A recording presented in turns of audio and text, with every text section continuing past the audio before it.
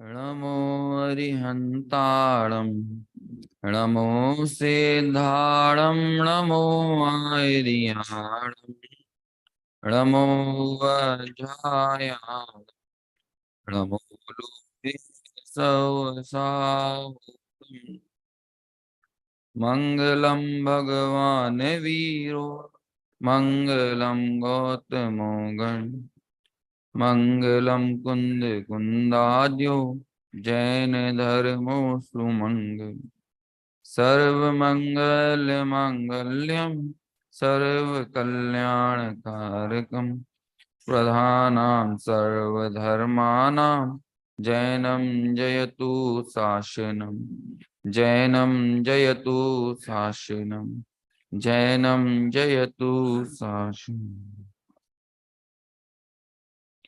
आपने आप में आपको वर लिया, चेतना को स्वयं मैं प्रकट कर लिया।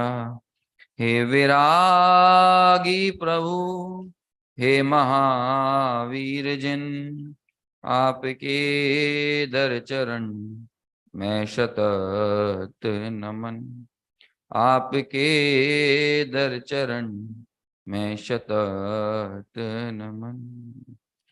नमः श्री वर्धमानाय निर्धूत कलिलात्मने सालोकानां त्रिलोकानां यद विद्यादर्पणाय ते।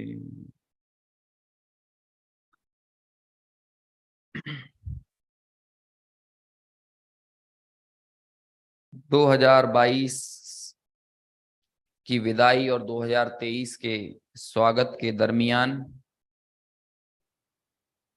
और इस मंदिर के वार्षिकोत्सव के निमित्त किए गए रत्नकरंड श्रावकाचार विधान के मंगलमय की पूर्णता के साथ धर्म आराधना रूप जीवन बिताने, आने वाले वर्ष को भी उस अनुसार बिताने के संकल्प के साथ सभी अपने आत्म कल्याण की भावना से यहाँ उपस्थित हैं और इस विधान के निमित्त ही रत्नकंड श्रावकाचार के मर्म को, उसके सार को हम स्वाध्याय के माध्यम से प्रातःकालीन वेला में समझ रहे हैं। समस्त विषय पर गहराई से विस्तार से चर्चा करना तो शक्य नहीं थी, इसलिए हमने उसके कुछ मूल प्रतिपाद्य को यथासंभव समझने का प्रयास किया ताकि हम इस विषय में प्रेरित हो पाए कि हम स्वयं से अध्ययन करके इसके गूढ़ गंभीर अर्थ को, इसके विस्तृत विषय को, अपने जीवन को, अपने आचरण को सुधार सकें। अभी तक पिछले 4 दिनों में हमने जो चर्चा की उसमें खास तौर पर सम्यक दर्शन के महात्म्य, उसके 8 अंग, 25 दोषों से कैसे वह रहित होता है और सम्यक दर्शन का क्या महात्म्य है, इस विषय पर पहले अधिकार में आचार्य देव ने चर्चा की। दूसरे अधिकार में सम्यक ज्ञान का स्वरूप बताते हुए 4 प्रकार के अनुयोगों का जीवन में क्या महत्व है, कैसे वे 4 अनुयोग हैं, इस पर प्रकाश डाला। और उसके बाद 51वीं गाथा से ये श्रावकाचार शुरू होता है, जहां 12 प्रकार के व्रतों का आचार्य ने उल्लेख किया।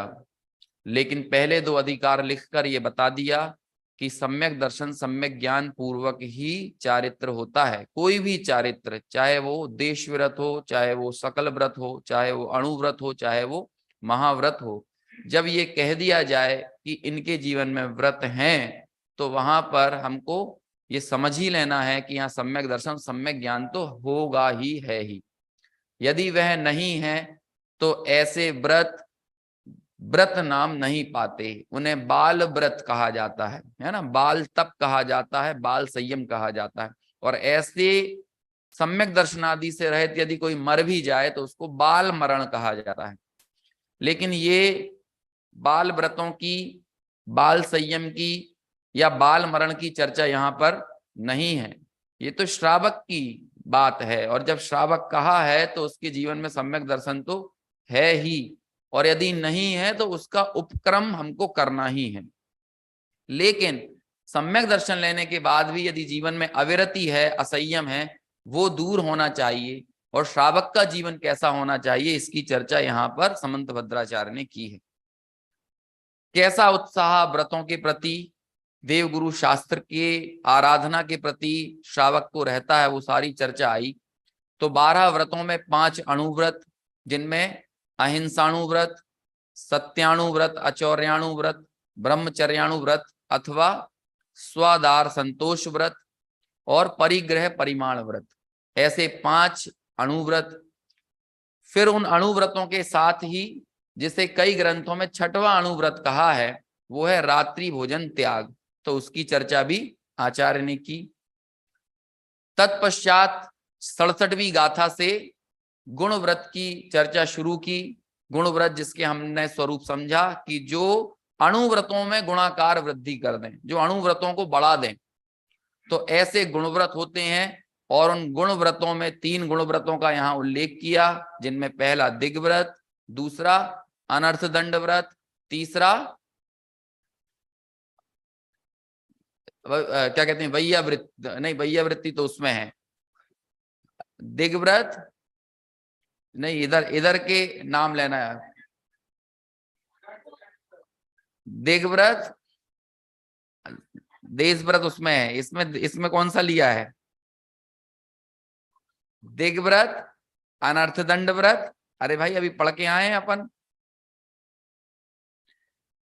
तीसरे नंबर का गुण व्रत भोगोपभोग परिमाण व्रत है ना, भोगोपभोग परिमाण व्रत तीसरा। और उसके बाद शिक्षा व्रत, जिसकी चर्चा 90वीं गाथा से लेकर 120 गाथा 121 गाथा तक जो चर्चा आई है। तो ये 3 व्रतों का स्वरूप हमने हल्का फुल्का देखा। दिग्व्रत मतलब देश की सीमाएं ले लेना, ठीक है। दूसरे नंबर पर अनर्थ दंड, तो अनर्थ दंड व्रत के 5 भेद हैं। वो सब एक एक भेद को बहुत विस्तार से पढ़ने की अपेक्षा है, लेकिन सामान्य रूप से हमने विधान में भी समझा कि कैसा वो अनर्थ दंड व्रत होता है। अपध्यान नहीं करना, दुश्रुति नहीं, क्या कहते हैं हिंसा दान नहीं, इस तरह से प्रमादचर्या नहीं करना, ये सब अनर्थ दंड भेद के प्रकार है। भोगोपभोग परिमाण व्रत और फिर शिक्षा व्रत, जो कि मुनि बनने की शिक्षा देते हैं। तो उनमें सबसे पहला था देशावकाशिक, कि जो दिग्व्रत की सीमा है उसमें भी और काल का मर्यादा ले लेना, कि मेरी सीमा है कि पूर्व दिशा में मैं इससे आगे नहीं जाऊंगा। अब उसमें भी मैंने ये ले लिया कि आज के दिन तो मैं कलकत्ता से बाहर नहीं जाऊंगा, है ना। तो ऐसा और उसे काल की मर्यादा से, स्थान की मर्यादा से और सीमित कर लेना, वो देशावकाशिक या देशव्रत है। फिर उसके बाद प्रोषधोपवास की चर्चा आई। तो पर्व के दिनों में उपवास करते हुए कैसे वह जीव ज्ञान ध्यान में ही अपना समय बिताता है, उसके लिए प्रोषधोपवास पूरा सब स्वरूप लिखा है, क्या क्या उसके जीवन में होता है, ये बात आई। तीसरे नंबर पर दूसरा सामायिक है ना, देशावकाशिक, दूसरा सामायिक व्रत और तीसरा प्रोषधोपवास व्रत। तो सामायिक कितना कैसे करना, किस तरह के वस्त्र आदि हों, आसन कैसे हों, ये सारी चर्चा सामायिक की आई। और चौथे नंबर पर है वैयावृत्ति, ठीक है ना। और इस वैयावृत्ति के भीतर ही आचार्य ने क्या एक और चर्चा की है, दान की चर्चा की है। और दान के साथ एक और महत्वपूर्ण चर्चा की है, वो जिन पूजन की चर्चा की है। क्या चर्चा की है, जिन पूजन की।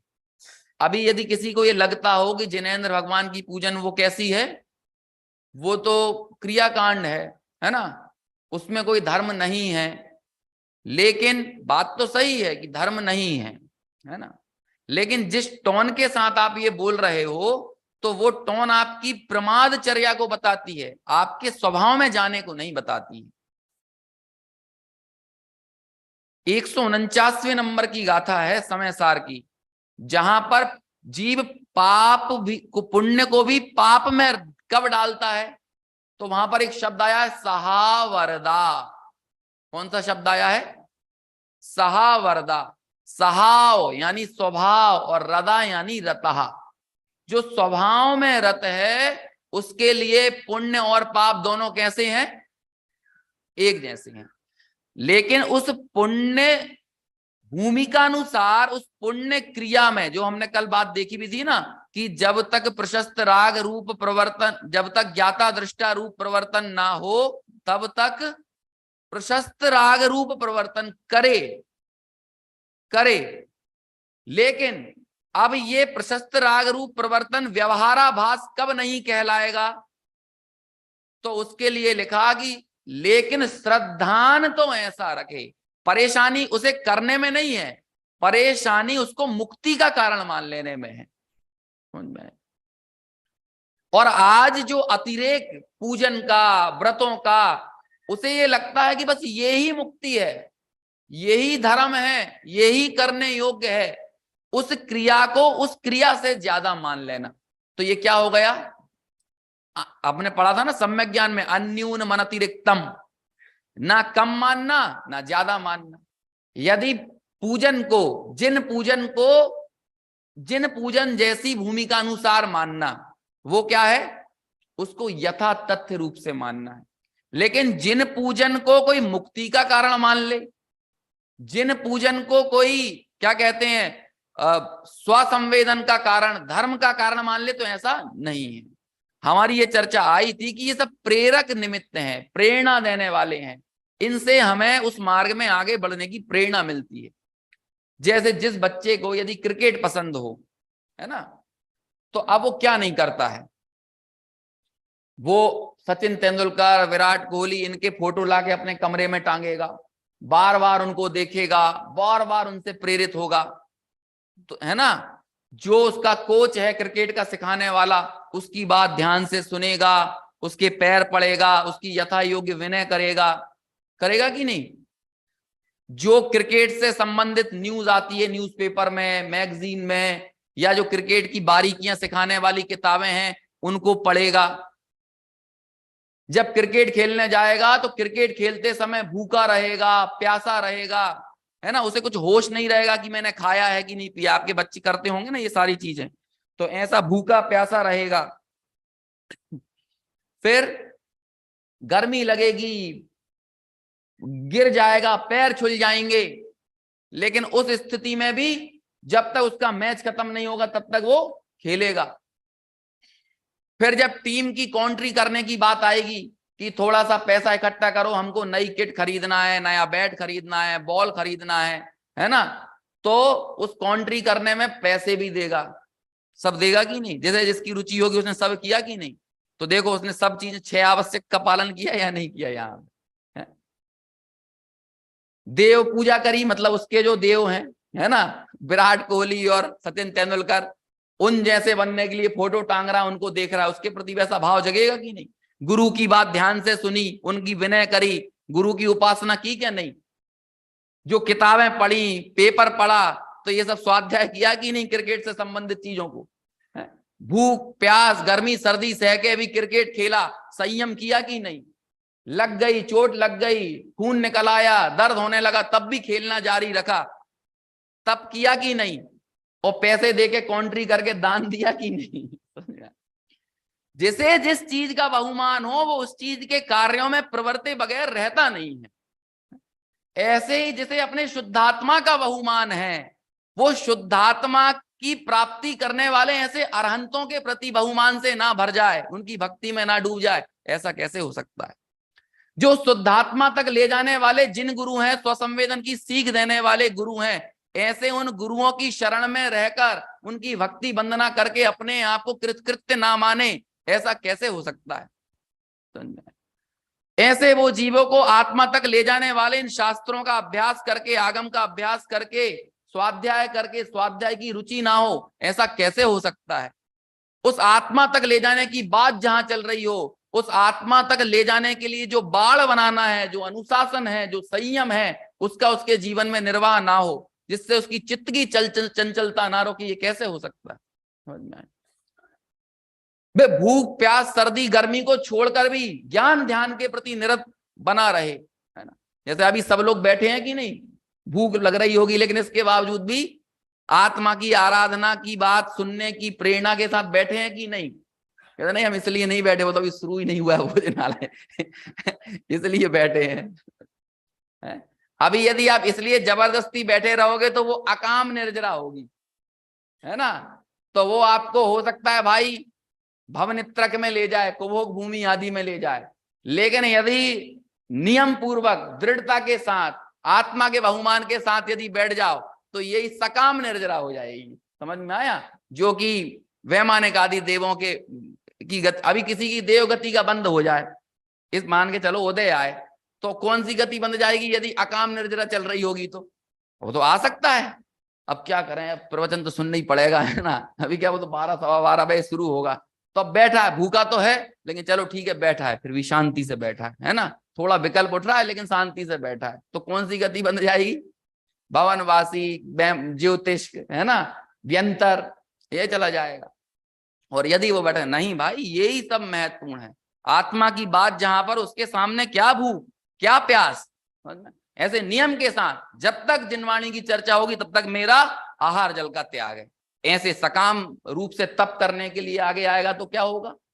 तो उसके वैमानिक आदि देवों की गति बन जाएगी। समझ में आया ना? ये परिणामों के अनुसार हमारा परिवर्तन है। देखो प्रवृत्ति तो सबकी एक जैसी दिख रही है, लेकिन अंदर के भाव और परिणामों के कारण सारा का सारा आगे का खेल बदल जाता है। समझ में? तो उसे ये सारी चीजों का बहुमान और भक्ति यथा योग्य वर्धती है, उसे दान देने के परिणाम आते हैं, धर्म की प्रभावना हो, धर्म का यश बढ़े, धर्मार्थियों को कोई असुविधा ना हो, उनके जीवन में मंगल बना रहे, वो धर्म आराधन में लगे, ऐसे दान के परिणाम भी, है ना। आहा, और फिर 4 प्रकार के दानों की, सुपात्र दान की, कुपात्र दान की सारी चर्चा की, है ना। चाहे जहां ऐसे नहीं है, लोग बाग आज बाहर में कहते हैं ना कि ये तो बड़ा उदार है। अब वो बड़ा उदार मतलब क्या होता है? अभी हैप्पी न्यू ईयर की पार्टी किसी ने दे दी, लोगों को लिम्का पिला रहा है, कोको कोला पिलवा रहा है, आज मेरी तरफ से जो पीना पियो, आज रेस्टोरेंट में जो खाना है खाओ, ठीक है, मेरी तरफ से, आज की मूवी मेरी तरफ से, फिल्म देखने जाओ, तो ये सब उदारता के लक्षण है, ये भी दान के लक्षण है, ये उदारी है। पंडित जी साहब का एक वाक्य आता है ना, न्याय से कमाओ और विवेक से खर्च करो और संतोष में जियो, संतुष्ट होकर जियो। लेकिन लोग अन्याय से कमाते हैं, अविवेक से खर्च करते हैं। ये सब भाई, ये तो समझ लीजिए ये कुभोग भूमि का कारण भी नहीं है, कुदान भी नहीं है, इसे तो कुछ नाम ही नहीं देना चाहिए जो इस तरह से बोल देते हैं। समझ में आया? तो ये सारी चीजों का विचार करने के लिए यहाँ पर समंत भद्राचार्य ने हमको बताया कि जीवन में कैसी क्या, और वैयावृत्ति के अंदर उन्होंने किसको डाला है? जिन पूजन को डाला है, कि वैया इन प्रतिमाओं की भी वैयावृत्ति होती है ना। इनका मंजन कराना, इनकी शुद्धि का विवेक रखना, इनका प्रक्षालन करना, पीछे जाले ना लग रहे हो, ये सब करना कि नहीं? क्योंकि सुन लीजिए,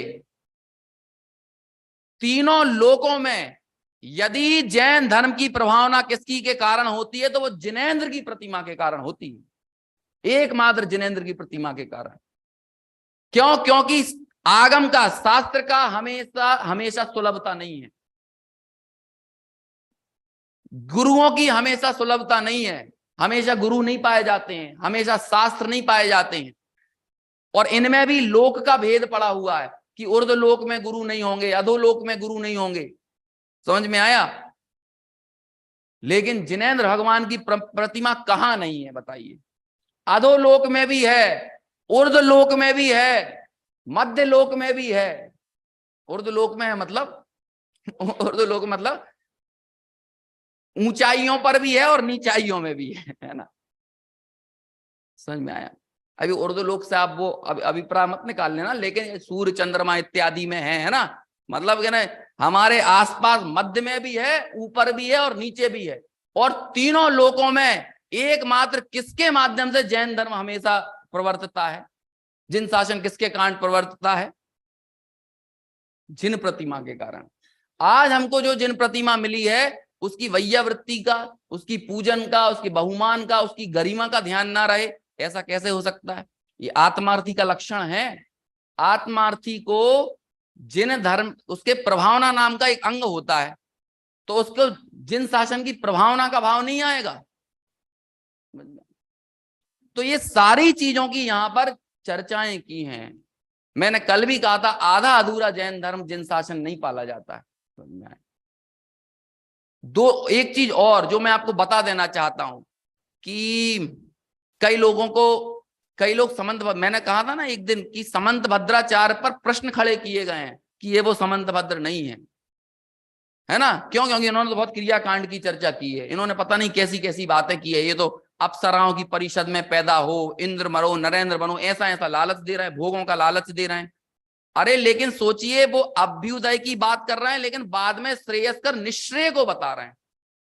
निश्रेयस, अभ्युदय यानी होता है लौकिक सुखों की प्राप्ति, और निश्रेयस यानी होता है निर्वाण की प्राप्ति। तो वो कहते हैं वो निश्रेयस पद को पाना, वो तो उसका क्या कहते हैं, फाइनल गोल, अंतिम लक्ष्य जो है वो उस निश्रेयस सुख की प्राप्ति करना है, लेकिन उसके बीच में उसे अभ्युदय सुख भी मिलता है। आखिर में कुछ ऐसे उदाहरण दिए, जैसे कि देखो, एक चीज और समझो, एक होता है विजन और एक होता है मिशन। क्या होता है? एक विजन और एक होता है मिशन। जैसे कि जो युद्ध लड़ा जाता है ना, तो वो युद्ध क्या होता है, वो मिशन होता है, लेकिन शांति की स्थापना विजन होता है। समझ में आया? कहीं भी जो दो पार्टियां युद्ध, ये युद्ध नीति है, युद्ध नीति की भाई, अब पहले तो हमने वार्तालाप की, संवाद किया, लेकिन बात नहीं हो रही है, फिर भी चिक चिक है, फिर भी ये है, उसका क्या है ना? जैसे दो भाई हों, आपस में झिकझिक हो रही है, देवरानी जेठानी रोज लड़ रही हैं, तो क्या करेंगे, इनका बंटवारा कर दो। तो क्या है, बंटवारा करना है मिशन, ठीक है, लेकिन दोनों अपने अपने घर में शांति से रहे, ये क्या होता है, विजन। ये क्या होता है, विजन। तो ऐसे ही श्रावकाचार का ये पूरा वर्णन जो किया, ये तो है उनका मिशन। समझ में आया? लेकिन आचार्य देव का विजन समझ में ना आया आपको क्या है? आपको पता चलेगा कि वीतरागी संतों का, आचार्यों का क्या विजन होता है। तो देखिए 148वें नंबर की गाथा, क्या 148वें नंबर की गाथा के केंद्र में हमको पूरी की पूरे इस ग्रंथ को रखना है।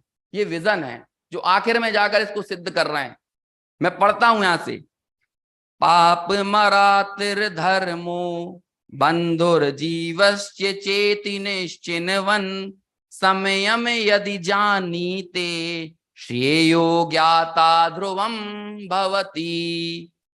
पाप इस जीव का बैरी है, धर्म वह बंधु है, ऐसा दृढ़ निश्चय करता हुआ जो अपने को समय अर्थात शुद्धात्म स्वरूप को जानता है।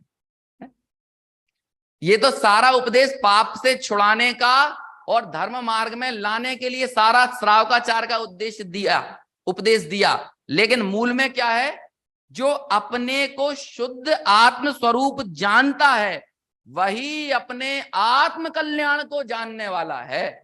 मूल तो क्या है, इससे आचार का विजन दिखता है। अच्छा, और आपने एक चीज और देखी, आपको कई प्रश्न खड़े हुए होंगे, ये आचार हैं कैसे, कैसे कैसे उदाहरण दे रहे हैं। जैसे आपने अंतिम प्रशस्ति पढ़ी ना इसकी, कि जैसे कामनी कामी पुरुष को सुखी कर देती है, ठीक है, जैसे माता अपने पुत्र का पालन करती है, और जैसे अच्छी सुशील कन्या पूरे कुल को पवित्र करती है। तो यहां लगे क्या कामनी कामी को सुखी करती है, ऐसे मुझको सम्यक दर्शन सुखी कर दी, क्यों लिखा? या एक चीज और आई थी 147 नंबर के में, 147 ही था, 149 था, हाँ 149। देखिए, जो पुरुष अपने आत्मा को कलंक वह अतिचारों से रहित निर्दोष ज्ञान दर्शन चारित्र रूप रत्नों का करंड अर्थात पिटारा उसकी प्राप्ति को प्राप्त कर लेता है, उस पुरुष को 3 लोक में सर्ववांछित यानी सर्वार सिद्धि हो गई उसे। और आखिर जिस प्रकार अपने पति को प्राप्त स्त्री की सर्व अर्थ सिद्धि हो जाती है। ये क्या पति पत्नी की बात कर रहे हैं, ये कामी की कामनी से वो कर दी, ये सब क्यों लिखने की जरूरत पड़ी? बहुत सारी क्यों, एक चीज ध्यान रखो, समंत भद्राचार्य न्याय के आचार्य थे। अब जब कोई न्याय का आचार होता है उसके सारे दर्शन वाले लोग होते हैं, तो कहते हैं क्या धर्म वरम में लगे हुए हो, तुमने कभी जिंदगी का मजा लिया है? आज भी लोग इसी तरह की बात करने वाले और सोचने वाले हैं, तुमने कभी जिंदगी का मजा लिया है? असली जिंदगी का मजा तो घूमने में है, असली जिंदगी का मजा तो मौज उड़ाने में है, खाने में है, असली जिंदगी का मजा तो कामनी के काम सेवन में है। और पूरा जगत इस चीज से पीड़ित है, इसको हल्का फुल्की चीज समझते हैं क्या? भक्ति करिए भगवान की कि जिस काम ने पूरे जगत को जीता है, हे महावीर भगवान आपने उस काम को जीत लिया है। कहां पढ़ा है आपने? कुमारावस्थायाम, है ना, कुमार अवस्था में ही आपने उस काम को जीत लिया है। क्यों ये वर्णन पढ़ा? तो लोग ऐसे कहने वाले हैं, ऐसा सोचने वाले हैं, लोगों को ये लगता है, बाहर में जो लोग उन सब चीजों में रत है ना, तो उन्हें लगता है कि ये सब लोग तो बेवकूफ हैं, ये जिंदगी का मजा छोड़ रहे हैं। क्या रात को बैठे हैं भगवान की भक्ति करने? अरे जरा जाओ पार्क स्ट्रीट पे देख के आओ, है? ये कुएं के मेंढक हैं जो इस हाल के अंदर भगवान की मुद्रा को निहार के बैठे हुए हैं। देखो असली आनंद कहां पे है, देखो क्या रंगरलियां मन रही हैं, क्या लाइटें जली हैं, क्या ये है, क्या ये सारी चीजें हो रही हैं। देखो तो सही जलवा, देखो कलकत्ता का असली सिटी ऑफ जॉय है, ये जलवा है। कलकत्ता में होकर भी आनंद नहीं लिया, दुर्भाग्य तुम्हारे जीवन को। भगवान की मुद्रा को छोड़ के आदमी वहां जाए तो वो सोचे ये जिंदगी का आनंद है, ये जिंदगी का महात्मा है। तो ऐसी सोच वाले आज ही थोड़ी हैं, तब भी थे, और वो न्याय के आचार हैं। क्या कह रहे हो तुम? तुम्हें कामनी का आनंद भोगना है, तो आचार्य बोलते हैं कामनी का सुख भी सम्यक दृष्टि लेता है। समझ में? तुम्हें क्या मिलेंगी? ये काली कलूटी मलमूत्र वाली, है ना, मतलब महिलाएं पुरुषों के लिए समझ लें, ये मिलेंगे तुम्हें। और वो क्या कहते हैं? अमराप्सरसाम परिषदी चिरम रमनते जिनेन्द्र भक्ता। कौन अप्सराओं के समूह में कौन रमता है? जिनेन्द्र भक्त रमता है। ये उन लोगों के अंदर से वो ये जगत के काम पीड़ा को छुड़ाने के लिए। अरे मिथ्या दृष्टि किसमें खुदो, गोबर के कंडे मिल जाते हैं तुमको तो मजे मान रहे हो। मेरे पे 4 बोरी गोबर के कंडे, मेरे पे 8 बोरी है, तुम्हें रत्नों की कीमत क्या आएगी? तो वो समंत भद्राचार्य ऐसे लोगों के सामने झंडा तान के बैठे हैं कि सुनो, क्या क्या कहते हो? तुम्हें कामनी की गोद में मजा आता है? स्त्री की गोद में तुम्हें आनंद आता है? तो कहते हैं कि सुनो, जैसे तुम्हें उसमें आनंद आता होगा ना, जैसे एक छोटे से पुत्र को मां की गोद में आनंद आता है, जैसे कुलवती स्त्री को पाकर पूरा परिवार जो गौरव का अनुभव करता है, ऐसे सम्यक दर्शन को पाकर आत्मार्थी को आनंद आता है। समझ में? ये चीजें समझो उनको दृष्टि से। इन पर प्रश्न खड़े मत करो आचार्यों पर, इनके उपमाओं पर प्रश्न खड़े मत कीजिए, इनके विशेषणों पर प्रश्न खड़े मत कीजिए। क्यों? क्योंकि आखिर में जाकर यदि किसी चीज की पुष्टि की है, किसी चीज की सिद्धि की है, तो वीतरागता की है, आत्मार्थ की है। ये उनका विजन है, और उस विजन को पूरा करने में बीच में श्राव का चार चला आ रहा है, वो उनका मिशन है। समझ में आया? ये होता है जीवन में, ये विजन, इस विजन से आचार्य जरा से भी भटके नहीं है। उन्होंने बता दिया कि जो सम्यक दर्शन है वो इंद्र बनेगा, वो चक्रवर्ती बनेगा, वो अहमेंद्र बनेगा, वो तीर्थंकर बनेगा। लेकिन जब उसी रत्नकंड सावकाचार्य का 41वां श्लोक लिखते हैं, सम्यक दर्शन अधिकार पूरा करते हैं, पहले जगत के सारे सुख बता दिए और आखिर में कहते हैं वो निश्रेयस सुख की प्राप्ति करेगा। और ये शैली सब जगह, सल्लेखनाधिकार, अभ्युदय सुख को भी पाएगा और निश्रेयस सुख को भी पाएगा। पढ़ा ना 132वें नंबर के श्लोक में, पढ़ो गहराई में जाकर। अल्टीमेटली यदि किसी चीज को पुष्ट किया तो किसे? लेकिन एक चीज और ध्यान रखो, जिनके लिए ये बात लिखी जा रही है वो वही हैं जिन्हें अभी अविरति में मजा आ रहा था।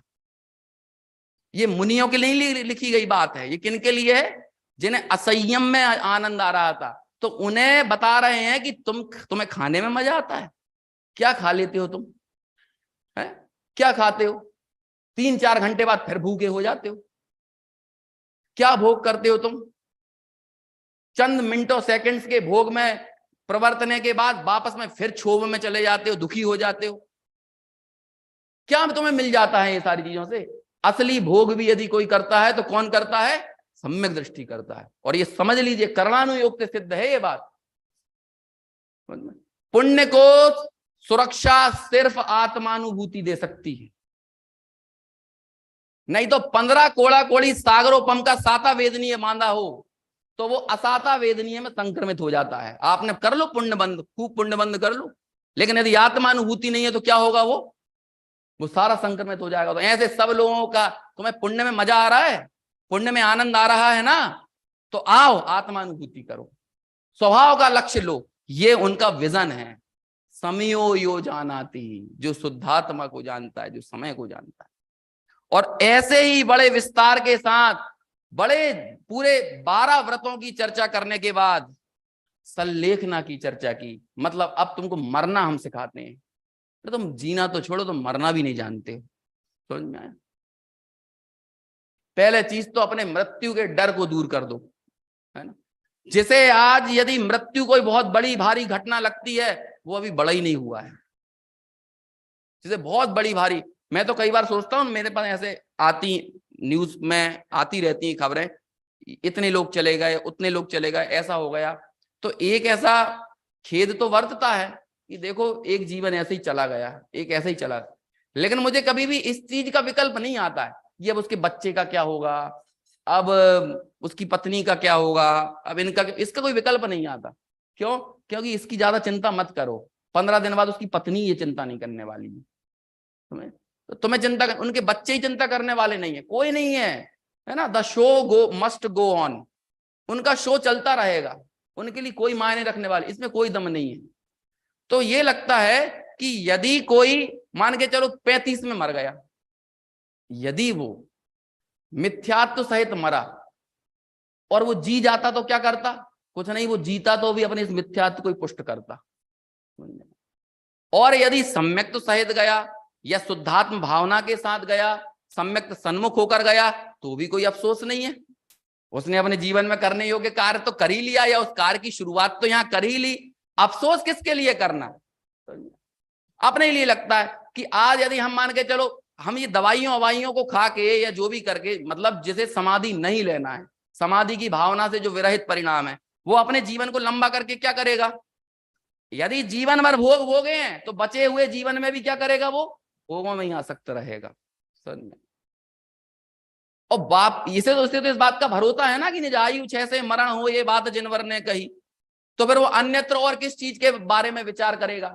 वो तो यही सोचेगा कि कैसे कभी करके संयम का लाभ हो, संयम का लाभ। और बहुत सारी ऐसी चीजें लिखी इसमें। देखिए समाधि किसका फल है, तो क्या लिखते हैं? अंतः क्रियाधिकरणम तपम फलम, आपके जीवन भर के तप का फल समाधि है। अंतः क्रिया मतलब समाधि क्रिया किसकी है? अब जीवन भर जिन्होंने मजे लूटे हों और आप उनसे सोचो कि आखिरी मरते समय संयम ले लो, नहीं लेंगे। वो जीवन की जो धारा रही है, मौत के समय भी वो उसी तरफ उनका मुख होगा, वही धारा में जाएंगे। वो जो जरा सी गर्मी ना सह पाए, अरे कितनी गर्मी है, ऐसे कहां बैठे हो तुम? तप का फल समाधि है। जो अपने जीवन में जो भूख ना सह पाए, जो प्यास ना सह पाए, इन लोगों, ये लोग समाधि करेंगे जब प्राण खिंचेंगे इनके। अरे समाधि के लिए तो ये समाधि की भावना कितनी प्रबल भावना है कि जो 6ठे-7वें गुणस्थान में जीवन में कईयों वर्षों तक झूलने वाले मुनिराज भी आखिरी समय में अपनी बोधि से छोड़ देते हैं, रत्नत्रय को छोड़ देते हैं, विचलित हो जाते हैं।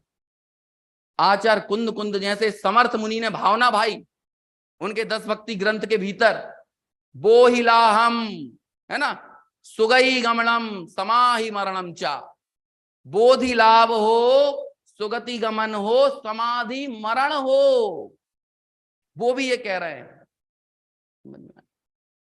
तो जीवन भर साधना करने वालों को ये लगता है कि मरण समय में कहीं ये शुद्धात्म भावना ना छूट जाए। और जो जीवन भर तप से, संयम से, शुद्धात्म भावना से विरहित हैं, ऐसे लोगों को लगता है मरते समय कर लेंगे। एकदम मरते समय मैं तो कुत्ते को नमोकार मंत्र सुनाया, वो स्वर्ग चला गया। तो भैया वो कुत्ता था, समझ में आया? और वो एक ही कुत्ता था बस। समझ में आया? बिरलों के साथ ऐसी काल लब्धि पकती है, किसी को गड़ा हुआ खजाना मिल जाए तो सभी लोग व्यापार करना नहीं छोड़ देते हैं। समझ में आया? ऐसे ही वो तो आखिरी समय में हो जाएगा धर्म ये छोड़ के, जीवन को असंयम में, जीवन को शुद्धात्म भावना के बिना, स्वाध्याय के बिना हर ऐसे बिता देना इष्ट नहीं है, उपादेय नहीं है। तो हमारे शास्त्रों में मुनिराजों की समाधि बताई, लेकिन श्रावक के लिए भी अनिवार्य और आचार्य कुंद कुंद देव ने तो 12 व्रतों में सल्लेखना को डाला है। 12 व्रतों में, शिक्षा व्रत के अंदर सल्लेखना को लिया उन्होंने, और वसुनंदी श्रावकाचार में भी उन्हीं आचार्य कुंद कुंद को फॉलो किया है।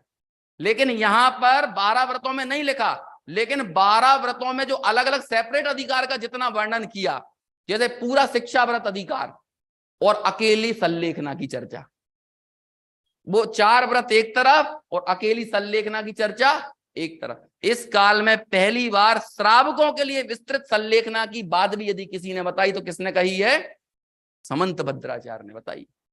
और किस तरह से? दुनिया के लिए मृत्यु करुण रस का विषय है, लेकिन जिन शासन में जहां जहां भी मृत्यु की बात कही है तो उसे वीर रस में कहा गया, वीर रस में। हाँ, इसकी चर्चा आई। पूरा लगभग 2200 श्लोकों का ग्रंथ है भगवती आराधना, मैंने एक दिन उसकी चर्चा नाम लिया भी था। उसमें कई तरह की परिस्थितियां खड़ी की। अरे आखिरी जीवन भर 12-15 वर्ष की उम्र में जिन्होंने मुनि दीक्षा धारण की थी और आखिरी समय में जीवन भर जो शुद्धात्मा में रत रहे, ऐसे मुनिराज आखिरी में क्या हो जाते हैं? वो कहते हैं खाना दो, खाना दो, मुझे खाना लाओ, ऐसे चिल्लाने लगते हैं, खाना लाओ, खाना लाओ, ऐसे मुनिराज चिल्लाने लगते हैं। जब उनके प्राण खिंचते हैं, वो वेदना हंसी खेल गया, तब उनको मैं मर जाऊंगा, या अरे मुझे या मर जाने दो यदि तुम खाना नहीं दे सकते तो, ऐसी बात करने लगते हैं। तो जो उनके गुरु होते हैं, है ना, निर्यापक आचार्य होते हैं, वो उन्हें कहते हैं, ये नहीं कहते उन्हें क्या कह रहा है, तू खाना मांग रहा है? याद कर उन दिनों को जब तूने दीक्षा धारण की थी और तुझसे कहा था अरे तेरी पत्नी बिलख रही है और तू दीक्षा धारण करने जा रहा है, तो तूने पत्नी का राग नहीं किया था, तूने घर छोड़ा था, महल छोड़ा था, सोने के अच्छे से अपने स्थान आराम करने के आराम गाह छोड़े थे, तूने अपनी सारी सुख सुविधाओं को छोड़ी थी और तुझसे कहा था तू कैसे रह पाएगा जंगल में, लेकिन तूने अपने पुरुषार्थ को प्रबल किया कि नहीं, मुझे तो ये भाव यदि मिला है तो भाव के अभाव करने के लिए मिला है। तूने सारी सुख सुविधाओं को तिलांजलि देकर क्या कहा था? मैं इस मार्ग पर चलूंगा। और अब जब इस रत्नत्रय को हस्तांतरित करना है, मतलब इस भाव से उस भाव में रत्नत्रय को लेकर जाना है, और तू आखिरी समय में आकर जीवन भर की साधना को डिगा देना चाहता है, ऐसे उनको संबोधन करते हैं। और क्या मौत की बात करता है? मृत्यु। किस मौत से डर रहा है? एक फिल्म आई थी कुछ सालों पहले, बाहुबली, है ना, उसका एक डायलॉग बहुत फेमस हुआ, व्हाट्सएप पे डाला, सब लोग जब दुश्मन से डर के एकदम पीछे की तरफ भागने लगते हैं और चिल्लाते मृत्यु मृत्यु मृत्यु, तो वो जो सेनापति होता है ना, जो हीरो होता है, वो बोलता है मृत्यु क्या है? मृत्यु अपने राज्य की रक्षा को छोड़कर दुश्मन के सामने पीठ दिखाने का नाम है मृत्यु। कौन सी मृत्यु की बात? अरे छाती पर तलवार तीर ना खाकर अपनी पीठ पर क्या कहते हैं, वाह, दुश्मन का बार सह लेना, उसका नाम है मृत्यु। अपने माताओं बहनों की रक्षा ना कर पाने का नाम है मृत्यु। वीरों की तरह नहीं, कायरों की तरह मर जाने का नाम है मृत्यु। इन प्राणों के छूट जाने का नाम मृत्यु नहीं है। ऐसा वर्णन किया वहां पे कि मृत्यु क्या? मृत्यु जीवन भर की साधना को छोड़कर कायरों की तरह भोजन के लिए तड़पाना, इसका नाम है मृत्यु। अनादिकाल से मिथ्यात्व के साथ तू मरता चला आ रहा है, इस भाव में भी मिथ्यात्व के साथ गवा देने का नाम है मृत्यु। इस शरीर को छोड़कर दूसरे भाव में चले जाना, इसका नाम मृत्यु नहीं है। ऐसे भगवती आराधना में संबोधा उसको, ऐसे सल्लेखना का वर्णन किया। अरे मरेगा तू वैसे भी ज्यादा ज्यादा कितना जी लेगा? 1 साल, 2 साल, 4 साल, 5 साल, कितना जिएगा? यदि तुझे आज खाना मिल जाएगा तो तू अपनी उम्र की आयु और कितनी बढ़ा लेगा? 10 दिन, 15 दिन, 20 दिन, 20 दिन बाद मरेगा। लेकिन 20 दिन से पहले यदि तूने अपने भोगों में अपने आप को समर्पण कर दिया और तूने उन भोग रत्नत्रय से ऊपर यदि तूने भोगों को रख दिया, इसका नाम है मृत्यु। किस मृत्यु की बात कर रहा है? तो ऐसे उसे कवच पहनाते हैं, उसका नाम ही अधिकार का नाम कवच अधिकार, कवच पहनाते हैं, अंदर से बल देते हैं। समझ में आया? और फिर उस क्या कहते हैं, उसे बोलते हैं श्रवण सैया पर जो पड़ा हुआ, जो सल्लेखना लेने के लिए जो आचार्य या मुनि जो पड़े हुए हैं ना, फिर वो वापस अपने आप, इसे बोलते हैं स्थितिकरण। ऐसे वो वापस स्थित होता है और अपने उन परिणामों को वो धिक्कारता है। धिक्कार हो, जीवन भर मैंने कितने उपवास किए, मैंने कैसे, मैंने अपने शुद्धात्म संवेदन के अलावा मैंने कभी इन चीजों को महत्व नहीं दिया, 28 मूल गुणों का निरतिचार पालन किया, और आज मैं चंद भोजन के लिए, जबकि वो भोजन यदि मुझे खिलाया जाए तो मेरे में भी पचाने की सामर्थ्य नहीं बची, मैं तो ऐसे रोग से ग्रसित हो गया हूं, मेरे अंदर ऐसी वृद्धावस्था आ गई।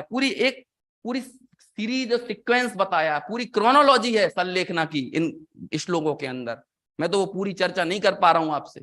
कैसे कैसे खाना छोड़ना है, यम सल्लेखना, नियम सल्लेखना, सबकी बात आई है। 2 तरह से सल्लेखना होती है। आप हवाई जहाज में जा रहे हो तो वहां पे यदि आपका प्लेन क्रैश हो गया, अब कुछ सेकंड, कुछ मिनट आपको मिले, जब तक मैं ठीक से अपने स्थान पर नहीं उतर जाऊंगा तब तक के लिए मेरे भोजन आहार आदि सबका त्याग है। उस टाइम तक के लिए, ये टाइम के लिए, लिमिट के लिए। और जहां पर वो आपत्ति खत्म हुई, यहां लिखा ना शुरू में, उपसर्गे दुर्भिक्षे, उपसर्ग आ जाए तो वो लेते हैं जब तक ये उपसर्ग रहेगा तब तक मेरा आहार जल आदि सबका त्याग है। उपसर्ग दूर हुआ, वापस से अपने मूल गुणों में स्थित हो जाती है। तो एक तो ये हो जाती है, और एक वो होता है कि अब बिल्कुल जीवन का अंत आ गया, 12 वर्षों तक सल्लेखना की तैयारी बताई। आचार्य ढूंढते हैं कैसे सल्लेखना करना, कि सारी चर्चा यहां पर हमारे ग्रंथों में इतने विस्तार से आई है सल्लेखना की, मृत्यु की। लेकिन लोगों को ये लगता है वो सल्लेखना तो क्या है, आत्महत्या है, सुसाइड है, उन्होंने जाना नहीं है। और वो आजकल जो हो रहा है सल्लेखना के नाम पे, वो वास्तव में सुसाइड जैसा ही हो गया है। वो जिस आदमी ने केस किया था राजस्थान में, उसने वो सुसाइड जैसी स्थिति देखकर ही केस किया था। अब क्या है, बस डाल दिया उसको। और अभी क्या, वो नितांत गोपनीय क्षण है। जब एक किसी घर में इस तरह की सल्लेखना का प्रसंग बनता है तो पूरा घर संयम और तप से युक्त हो जाता है। अब लेकिन तुमने एक को डाल दिया है और बाकी लोग चाहे जहां की बातें कर रहे हैं, चाहे जैसे घूम रहे हैं, मेहमान आ रहे हैं, खूब है, हलवा पूड़ी मटर पनीर बन रहा है, और वो एक आदमी सल्लेखना पर है और बस उसको प्रचार कर रहे हो। ऐसा होगा? अरे पूरा घर उस माहौल में रम जाता है। ऐसा कहा जाता है कि जाओ सल्लेखना है, उसको मालूम क्या कहा है? सल्लेखना वाले संस्तर वाले स्तर को मालूम क्या? संस्तर, संथारा शब्द किससे आया? संस्तर, संस्तर यानी होता है चटाई। तो हम बोलते हैं अब चटाई पे आ गए, हम बोलते हैं, अपने यहाँ बोलते हैं बिस्तर पे आ गए, भैया बिस्तर पे चले गए अब तो, भी बिस्तर पे मतलब आप कुछ नहीं कर सकते, तो उसे ही बोलते हैं संस्तर पे आ गए, मतलब चटाई पे आ गए। तो अब चटाई पर आ गए तो क्या है, अब भाई अब तो वो सब आहार जल आदि के त्याग से रहित होकर अब तो मुक्ति मार्ग में आगे बढ़े। कितना महान शब्द दिया। उस काल में आकर वो महाव्रती हो जाता है, लिखा इसमें, मैं अपने मन से नहीं बोल रहा हूं, महाव्रती हो गया वो। अब उसके अंतिम समय में अणुव्रत तब्दील हो गए, किसमें? महाव्रतों में, महाव्रती हो गया। और ये वाला शब्द बार बार प्रयोग किया है। दिग्व्रत के बाहर अणुव्रती महाव्रती है, सामायिक के काल में वो मुनि है। देखो कितना, शिक्षा व्रत में उसको मुनि बना दिया है ना, गुण व्रतों में उसको मुनि बना दिया, और ऐसी सल्लेखना में भी उसको मुनि बना दिया। कितना बहुमान किया है इन चीजों, कितना बहुमान आचार्य ने किया। समझो इनको, समझो, ये सब हमारी निधि है भाई साहब। ऐसा वो महाव्रती हो गया आखिरी समय में, उसे बोलते हैं संस्तर, और उसी संस्तर का रूप है संथारा, उसी से बना है संथारा। वो संथारा संस्तर पे आ गए। तो उस स्थल को मालूम क्या कहा है जहां समाधि होती है? उसे मुनियों के समाधि स्थल को, जहां समाधि लेना, उसे बोला समाव शरण। क्या बोल, जैसे समाव शरण में जीव अपने ज्ञान वैराग्य को पुष्ट करता है, ऐसे ही उस मुनिराज की समाधि को देखकर जीव अपने ज्ञान वैराग्य को पुष्ट करता है। भगवती आराधना में है ये सारी चर्चा, समाव शरण नाम दिया उसको। ऐसा ऐसा वर्णन है भाई, ये वीरता है। इसका नाम है जिन शासन, ऐसा है जैन धर्म। कि जीना भी वीरता के साथ सिखाता है, मरना भी वीरता के साथ सिखाता है। क्या लगता है आपको, मुनिराज को बेचारे बोल देते हैं लोग? अरे कौन को चारा चाहिए है, कौन को एसी का, पंखे का, कूलर का, खाने का, 4 टाइम खाने का, 10 प्रकार के खाने का, 25 प्रकार के खाने का, कार का, बंगले का, मोटर का, बिस्तर का, इसका चारा किसको चाहिए? जिसे चारा चाहिए और ना मिले वो बेचारा है। उन मुनिराज को ये सब चारा चाहिए तो वो कहेंगे बेचारे। लेकिन ये आदमी लगता है और तड़पड़ाता है, बड़ा वीर बना घूमता है। अभी लोगों के देख लो आप, सेल्फी फेसबुक पे देख लो, जाके डाल रहे हैं यहाँ से आज की है ना, having fun tonight, new year eve का फन, इसका फन, उसका फन, ये फन। अभी जरा मौत के सामने नहीं तो घिग्गी बन जाएगी लोगों की। लेकिन जीवन भर तप और संयम से जीने वाला आदमी मौत को ऐसे फेस करता है। इसे समझ में आया? ऐसा वर्णन, ऐसी चर्चा, ऐसा संलेखना का स्वरूप ये जिन शासन में कहा है, लेकिन उसे तप का फल कहा है, उसे संयम का फल कहा। ऐसे तप से युक्त होकर जो मोक्ष मार्ग में आरूढ़ होता है, ऐसा वह जीव किसे पाता है? कहते हैं वो पहले तो लिख दिया अभ्युदय सुख पाता है, और फिर बाद में निश्रेयस सुख पाता है, और उस निश्रेयस का स्वरूप बताया। कैसा है वो निर्वाण? कहते हैं जिसके कोई तट का किनारा नहीं है। आपकी इस दुनिया में बताओ जिसका एंड ना हो, लेकिन उसे कहा निस्तीरहा। निष्क्रिय सुख को क्या कहा है? निस्तीर, कोई किनारा नहीं है, मतलब सुख का कोई पार नहीं है कि जहां सुख अंत हो जाए, ऐसा नहीं है कभी। ये अभ्युदय सुख निस्तीर नहीं है, ये इंद्र हेमेंद्र चक्रवर्ती के पद ये निस्तीर नहीं है। लेकिन निश्रेय सुख, निर्वाण सुख, वो कैसा है? वो निस्तीर है। अपने जीवन को ऐसे संयम से पुष्ट करना है हमें, हमारे तप से, आचरण से इसे पुष्ट करना है, ऐसा जीवन बनाना है। आने वाला समय बड़ा भयंकर है। पहले लोगों से कहते थे कि भाई अष्टमी चतुर्दशी के दिन हरि छोड़ दो, पहले तो, और उससे पहले कहते थे अष्टमी चतुर्दशी के दिन भोजन छोड़ दो, है ना, प्रोषधोपवास। बाद में ये पहले धर्मशाला होती थी ना, तो धर्मशाला काय के लिए होती थी? प्रोषधोपवास के लिए, कि घर में व्यक्ति की वैसी विशुद्धि नहीं रह सकती, तो वो अपने घर से बाहर निकलकर धर्मशालाओं में जाता था और वहां उन पर्व के दिनों को, अष्टमी चतुर्दशी को बिताता था ज्ञान ध्यान पूर्वक। समझ में आया? आजकल धर्मशाला क्यों बनती है? शादी करने के लिए, फंक्शन करने के लिए। वहां आलू चल रहा, प्याज चल रहा, लहसुन, है ना, अभक्ष भक्षण चल रहा, रात्रि भोजन चल रहा, और समाज से कहेंगे भैया धर्मशाला के लिए दान दो, धर्मशाला के लिए दान दो। ये क्या है? ये दान है? क्या होगा उस धर्मशाला में? इसलिए धर्मशाला नहीं होती थी, नसिया बनती थी, नसिया। आज भी जगह जगह शहर के दूर नसिया हैं, तो वो पहले शहर के दूर होती थी, अब वो शहर इतना फैल गया कि वो नसिया शहर के अंदर आ गई, है ना, तो वो शहर फैल के चला गया। लेकिन वो वहां बनती थी, क्यों? क्योंकि वो पर्व के दिनों में वहां जाते थे और आराधन करते। और दूसरी चीज, मुनिराज यदि कोई शहर के नजदीक से निकल रहे हैं तो शहर में तो आने का त्याग था उनका, तो ये उनकी बसती का दान, उनके ज्ञान आराधन के लिए वहां नसिया बना देते थे, एक छोटा सा जिन मंदिर बनाते थे, तो इसलिए वो नसिया बनती थी, नसिया कहलाती थी। समझ में आया? इसलिए वो ऐसे वो प्रोषधोपवास करता था। समझ में आया? तो पहले कहते थे पर्व के दिनों में उपवास करो, बाद में जब संस्कृति और मलिन हुई तो लोगों को कहना पड़ा कि पर्व के दिनों में हरि का त्याग करो। अब ये कहना पड़ रहा है कि भैया कम से कम पर्व के दिनों में आलू प्याज लहसुन अभक्त भक्त इनका त्याग कर दो। अभी बहुत जल्द वो समय आएगा जब हम कहेंगे बेटा कम से कम अष्टमी चतुर्दशी के दिन अंडे का त्याग कर दो, शराब का त्याग कर दो। ऐसे दिन आएंगे और फिर हम इसको बड़े गौरव के साथ बताएंगे, हमारा बेटा अष्टमी चतुर्दशी को अंडा नहीं खाता है। जैसे आज हम गौरव के साथ बताते हैं हमारा बेटा अष्टमी चतुर्दशी के दिन आलू प्याज नहीं खाता है, और हम सब लोग इस संस्कृति को भी बड़ी खुशी खुशी एक्सेप्ट कर लेंगे। इस संस्कृति की मलिनता को यदि बचाना है तो इस आचरण को बचाना पड़ेगा, इस श्रावकाचार को बचाना पड़ेगा। और ऐसी संस्कृति के बीच में आप ये कहोगे हम एक को खलु शुद्धो, इन्हें समझ में आएगा? एगो में साथ दो अप्पा राण दंसण लक्षणों रवि होदी अप मत दो अप मत दो जान गो तू जो भावो, ये सुनाओगे इस संस्कृति के बीच में?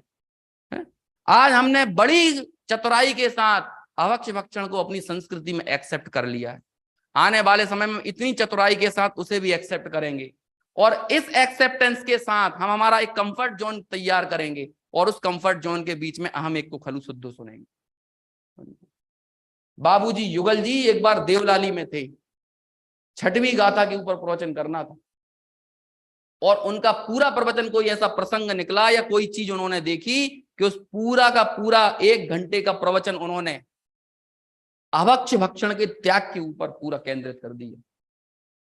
उन्होंने कही पहले पात्रता पका लो भाई, और गुरुदेव श्री ने बारंबार ये बात कही है कि ऐसे चित्त के बीच में जहां भक्षण आदि का ठिकाना ना हो, जहां देवगुरु शास्त्र के प्रति प्रभावना का भाव ना हो, जिसे जिनवाणी जिन श्रुत देखकर आह्लाद ना होता हो, जिन प्रतिमा देख के आह्लाद ना हो, ये क्या, ये वेदांतियों जैसे हो गए।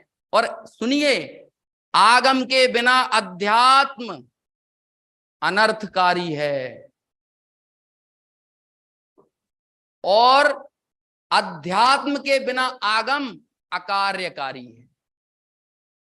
कोई बिना अध्यात्म का आगम कोई काम का नहीं है, लेकिन बिना आगम की पृष्ठभूमि ना हो और उसके ऊपर सारा अध्यात्म आप खड़ा कर दोगे, जहां कोई आचरण ना हो, जहां पर कोई पुख्ता करणानुयोग ना हो, प्रथमानुयोग ना हो, चरणानुयोग ना हो, जहां ये ना हो, जहां 7 तत्व 6 द्रव्य न्याय ये सब ना हो, ऐसे मैं एक आत्मा हूं, मैं एक आत्मा हूं, और सब जाके कहां जाएंगे। ये लिखा है, ये आचार्यों ने लिखा है, पढ़ना आप निर्जर अधिकार में 100-200वें नंबर की गाथा के बाद का श्लोक, वहां आचार्य अमृतचंद्र ने लिखा है, सम्यक दृष्टे स्वयं हम जातु बंधो न में स्यात्, कि मैं सम्यक दृष्टि हूं, मुझे बंध नहीं होता है। ऐसा जो बोलकर पुलक वदना, जिसने अपनी छाती फुला ली है, जो मुंह फुला के घूम रहा है, हम सम्यक दृष्टि आत्मा है, हमें कोई बंध नहीं होता है, ऐसा जो बोल रहा है, उसे कहते हैं अरे ये आत्मा और अनात्मा के ज्ञान से रहित ऐसे घोर संसार में जाने वाले हैं कि जिसका कोई ठिकाना नहीं है, पर्याप्तियां प्राप्त नहीं होंगी। ये लिखा है वहां पे, इसी का अनुवाद किया है बनारसी दास जी ने। जोलो ज्ञान को उदौत तोलो नहीं, बंद होत भरते मिथ्यात तब नाना बंद होई है, ऐसो भेद सुनी के लग गयो जो विषय भोग नीसो, कि जब तक ज्ञान है, मेरा ज्ञान स्वभाव है, तब तक कोई बंध नहीं होता, ऐसा भेद सुन के जो विषय भोगों में लग गया है, तो उसे कहते हैं जोगानी सो उद्यम की रीति ते बिछोई है। उसने उद्यम की रीति, रत्नत्रय की रीति, सम्यक दर्शन ज्ञान चारित्र, इनकी रीति को छोड़ दिया है। करोड़ों वर्षों, अनंतों वर्षों के लिए ये वापस से कभी समझ लीजिए ऐसे अवसर को नहीं पाएगा कि जिसमें मोक्ष मार्ग में आगे बढ़ सके। ये सब लिखा, लेकिन कोई पढ़े तो सही, आधा अधूरा पढ़कर बैठ जाए, सुन के बैठ जाए, तो ऐसा नहीं होता है। कई वर्षों तक दिगंबर धर्म की परीक्षा की गुरुदेव श्री ने, और उसके बाद चूंकि ईमानदार चित्त के व्यक्ति थे ना, छल ग्रहण करने वाले नहीं थे। हम तो पंचम काल में सब लोग पीएचडी हैं छल ग्रहण करने में। हमें तो यही लगता है कहां से हम हमारी मान्यता को पुष्ट करें, तो हम शास्त्र भी खोल के बैठते हैं, तो ये कि हमारी मान्यता उसको पुष्टि कहां से मिल रही है। शास्त्र के अनुसार किसी को अपनी मान्यता नहीं बनाना, ऐसे विषय भोगों में प्रवर्तने लगता है, ऐसे आचरण में ले जाकर, ऐसे जीवन के अनुसार हम जीकर, तब जाकर लिखा ना अमृत चंद्राचार्य की टीका के बीच में वो श्लोक आया, कलश आया, यदि निश्चय को आपने जीवन से हटा दिया तो तत्व का लोप हो जाएगा, और व्यवहार को हटा दिया तो तीर्थ का लोप हो जाएगा, तीर्थ चला जाएगा, तिरने का मार्ग चला जाएगा, ये मंदिर चले जाएंगे। और जब ये मंदिर नहीं रहेंगी, जिन प्रतिमा नहीं रहेगी, तो किसे देख को आपको ये ख्याल आएगा कि जो जान दी अरहंतम दवत्त गुणत्त पज्जयत्ते हिम सो जान दी अप्पाड़म। जब अरहंत का कोई प्रतीक ही नहीं रह गया, तो कहां से सो जान दी अप्पाड़म बोलोगे। ये मेरा स्वरूप है, ऐसा स्वरूप है, ऐसी अंतर्मुख मुद्रावंत मैं हूं, कहां से ये पता चलेगा। समझो, मोक्षुओं की सभा में अपने जीवन की मंगलमय परम विशुद्धि के लिए यदि हमें बढ़ना है, तो यथा योग्य विशुद्धि आचरण में आना चाहिए, पवित्रता आना चाहिए, ईमानदारी आना चाहिए। और जब ये सब चीजें होंगी, वास्तव में तो कल्याण किससे है, वो लिख दिया कि यो जानाति समयम। इन सब का एकमात्र प्रयोजन क्या है, एकमात्र ध्रुव शुद्धात्मा समय को जानना। ऐसे शुद्धात्म तत्व को हम सभी प्राप्त करें, और उस शुद्धात्मा तक ले जाने वाले आचरण से भी हम जुड़ें, इस भावना के साथ। हाँ जी, सभी लोग यहीं पर बैठेंगे। जिनवाणी स्तुति के पश्चात अपन अपन ने इतनी ओजस्वी वाणी में, है ना, अंकुर जी और अपने सचिन जी के मार्गदर्शन में रत्नकंड श्रावकाचार विधान किया और आप सबको लाभ मिला होगा।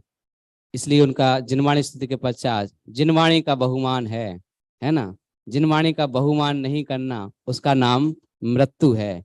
तो अब मृत्यु को प्राप्त ना हो, हम ऐसे चाहते हैं। हम सब लोग यहीं पर जिनवाणी की स्थिति पर सब यहीं बैठे हैं। निज निधि निज में बताई, यह अनंत उपकार है।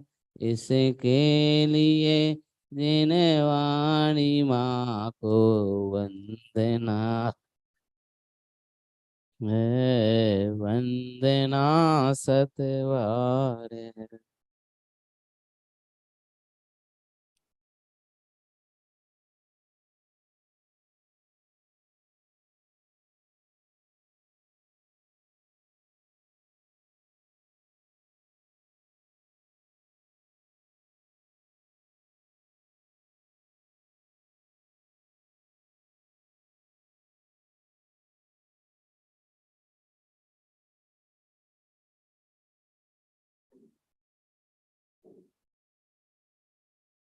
सभी यथास्थान बैठ जाएं, बस 5 मिनट अपना रहेगा, क्योंकि वास्तव में हाँ ग्रंथ को यथास्थान विराम। कोई भी कार्य की अगर पूर्ण हो जाए, सारी चीजें होवें।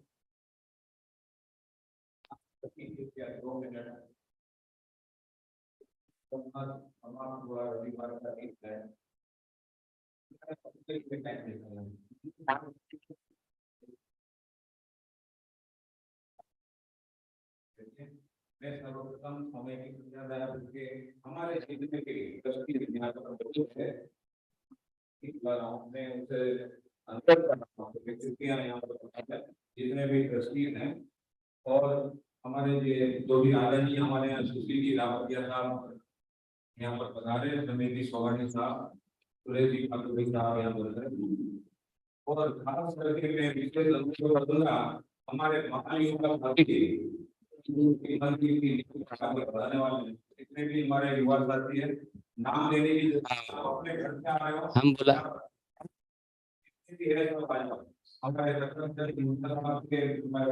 अभिषेक, विशाल, नीलाभ, सभी, राजेश जी भैया, है ना, गायक, सभी अपने लोग आ जाएं। अरमान आ जाओ, आ जाओ, आ जाओ सब। आपका ही काम है, सारे लोगों का क्या काम है वो हम ही आपको बताएंगे, ठीक है। अच्छा, अपना ये 17 है। सर्वप्रथम इस जीव मंदिर को जो 17 हम कलकत्ता में मुझे गुरु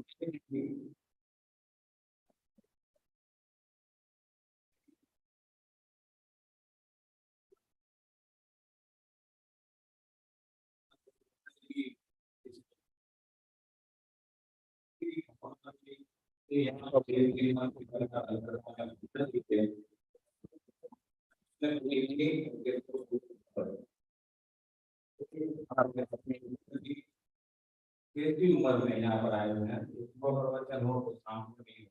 उनकी भावना ये थी कि जब तक उनको जगा नहीं लोगे ना, हम जाएंगे नहीं वापस। और साथ में नरेंद्र मोदी भी यहाँ बता रहे थे, और गुजराती समाज में 15-17 दिन तक उनका लगातार प्रवचन हुआ था। और उसी समय में देखिए हम लोग का ऐसा हमारा सौभाग्य था, उसी समय में ये जगह ली गई। ठीक है, क्योंकि जब आपको अपना शादी की सालगिरह बर्थडे ये सब आता है, 25 वर्ष, तो कैसे आनंद आता है। और ये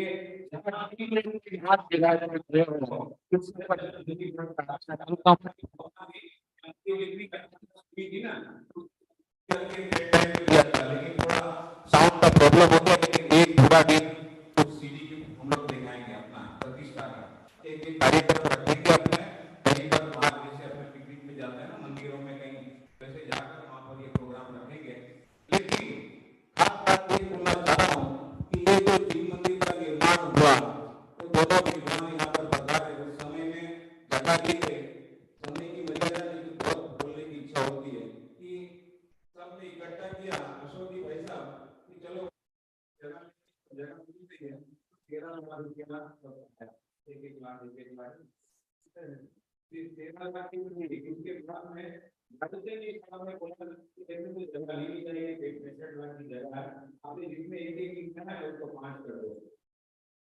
इस समय में 5 की जगह ली गई। ये इस मंदिर की है। आज के दिन हम उन सभी को याद करते हैं अपने जितेंद्र भगवान की भावना में उनका नाम लूंगा। अगर आपको उनके प्रति बहुमान जा रहा है तो जितेंद्र भगवान जीववाणी को सम्मान करते हुए उनकी जयकारियां कराइएगा।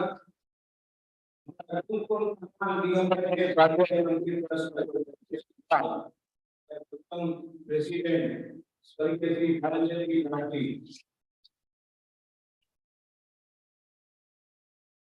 उनका परिचय और उनके बारे में बोलने की जरूरत ही नहीं है। आज हम लोग जो कलकत्ता का जितने काम देने की जितने आज हो जा रहा है कि उन्हीं की तरह है।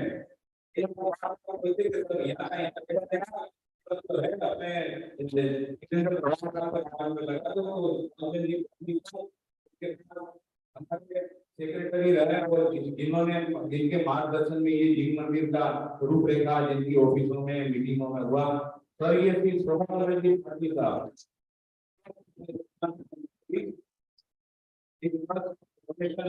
हमारा सौभाग्य है कि हमारे पिताश्री विंदन भाई शाह उनके द्वारा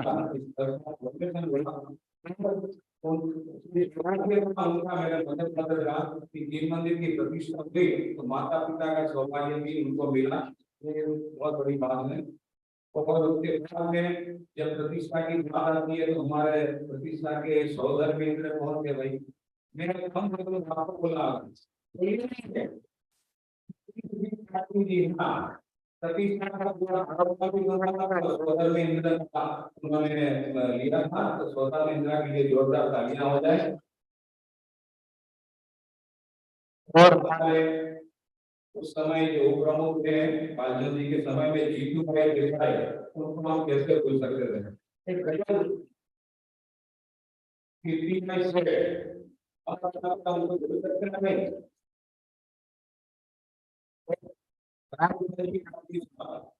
के मंदिर की इस जगह पर कितने विधान वो भी हमारे साथ ऑनलाइन जुड़ी हुई हैं। वो हमारे साथ सब लोग जुड़े हुए हैं। अशोक जी भाई साहब वगैरह भी सिंगापुर से सब लोग जुड़े हुए हैं इसी साथ। वो भी और ये सब हमारे ट्रस्टी में लेकिन ये ट्रस्टी से क्योंकि हमारा कोई भी काम होता था तो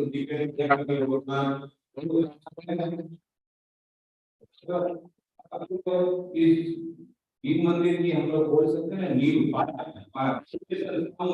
ऐसे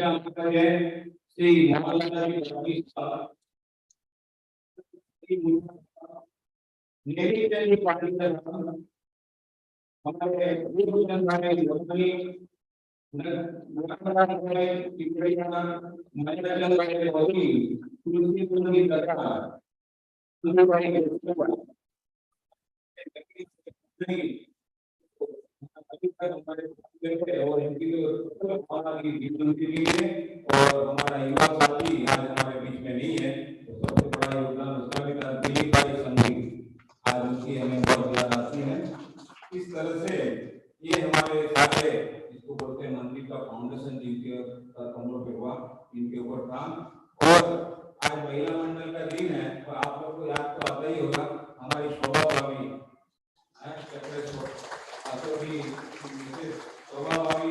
हम लोग बहुत मिस करते हैं। कोई भी सबसे पहले वो अपना नाम रखते हैं। अभी तक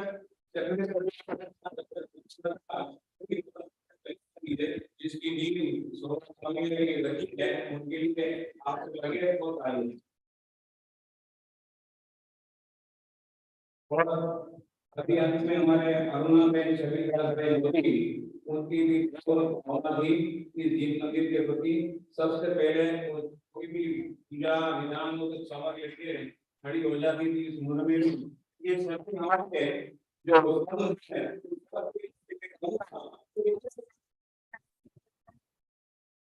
गुरुदेव जी की प्रभावना योग में ये गीत मंदिर का निर्माण जिनके द्वारा हुआ, अगर इनको याद नहीं करते ना तो हमें एक अफसोस रहता।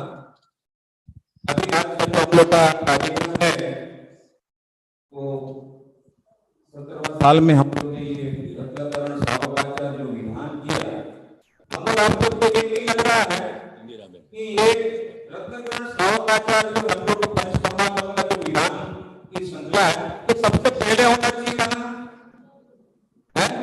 श्रावक के आचार में इसमें हमने देखा था पार्टी सब में, तो हम लोग ने समय सार किया, नियम सार किया, बराबर। तो जब भी तो नरेंद्र जी से बात हो रही थी, बोला ये पहले होना चाहिए था। ये तो एक बात है, मतलब इतना महत्वपूर्ण हम लोग ने ये रत्नाकरण सावकाचार्य किया और जिनके सानिध्य में किया, मैं उनको आमंत्रण करता हूँ कि कृपया मंच पर पधारे विद्वान पंडित श्री अंकुर शास्त्री। जोरदार तालियां इनके लिए हम बजाएं। आइए अंकुर जी। और हमारे विद्वानाचार्य पंडित श्री सतीश जी शास्त्री जोर हमको बताते हैं, और हमारे स्थानीय विद्वान अभी भी मेरा काम बाद में 2 मिनट हाँ जी। नहीं नहीं नहीं नहीं, चलिए।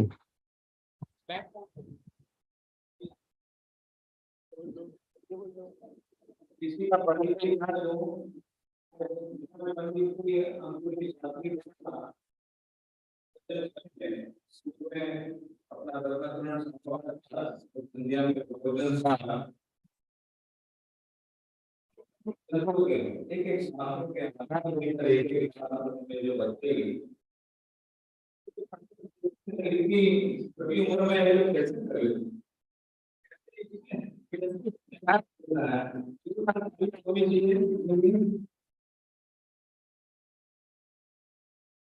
सतीश जी के लिए जो चैतन्य और विद्या निकेतन पूरा संभाला है, इनके लिए तालियां होनी चाहिए। आगे की ताली, आगे की ताली। और इस तरह सम्मान का वहां संभाला है, यहाँ कलकत्ता में हमारे अमित जी ने संभाला है, उनके लिए भी एक बार। अभी मैं संक्षिप्त में थोड़ा सा से कहूंगा। इसी क्रम में एक और मैं याद करना चाहता हूँ, हमारे ट्रस्टी जो प्रकाश भाई हैं, उनकी माँ इंदिरा बहन का, उनका भी उत्साह है इतना इस जोरदार रहता था। जब भी जिन मंदिर आए उनको आना ही, बिल्कुल आना ही आना है, इस तरह से रहता था। आगे बाकी वाले से और अभी भी ये ऊपर में 10 मिनट बैठ के, हाँ हो सकता है मेरे से कोई भूल चूक होती है, किसी को भूल जा रहा हूँ तो वो हमारे बैठे हैं, हम उनको याद करना है हमें उनको।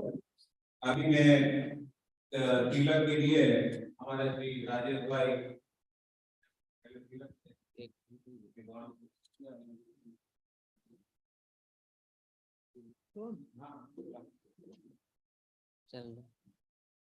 आइए, ले आइए आप लोग सारे युवा। हम लोग इनके अंकुर जी के और सचिन के बारे में जो जब हमने इनको बुलाया तो लोग, हाँ जी क्लैपिंग आप इनके लिए जितनी भी तालियां बजा सके उतनी कम है, कि वास्तव में ये हमारे वो युवा रत्न हैं जिनको हमें संभाल कर रखना चाहिए। जो भी बात करते हैं आगम के परिप्रेक्ष्य में करते हैं, आगम को साथ में लेकर चलते हैं, अपनी पूरी शक्ति से जो जैसा है वैसा तत्व परोसते हैं। जोरदार इन दोनों के लिए हम क्लैपिंग करते हैं। आइए हमारे सारे,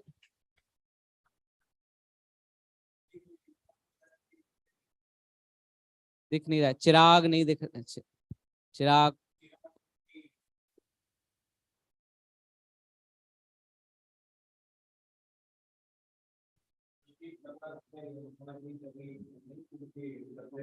हाँ, ये जोरदार तालियां आप बजाते जाएं।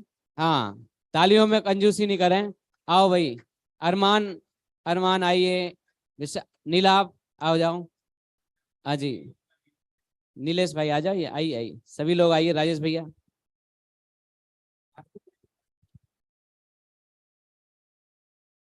सब युवाओं के साथ फोटो हो जाए हमारा। हाँ सारे युवा एक साथ आ जाएं, उनके साथ पंडित जी का एक फोटो अपने रहेगा। है ना, और हमारी युवा उधर भी बैठी हैं, युवतियां सारी हैं। हम चाहते हैं इसलिए कि ये भविष्य है हमारा, इस जिन मंदिर का, ये होगा तो ये जिन मंदिर है, जिन मंदिर की शान आप सब से है। इसलिए आपसे हम चाहते हैं कि आप सब यहाँ पर अवश्य जुड़ें और जैसे भी उस सब कार्यक्रमों का आप सब लाभ लेवें। युवाओं से हमारी ऐसी विनती है, इसलिए सारे लोग युवा एक, हाँ हाँ शॉल है वहां पर, शॉल ले लीजिए तो। हाँ रिंकू भैया, चिंटू भैया, जिनवाणी रखी है, जिनवाणी दीजिए।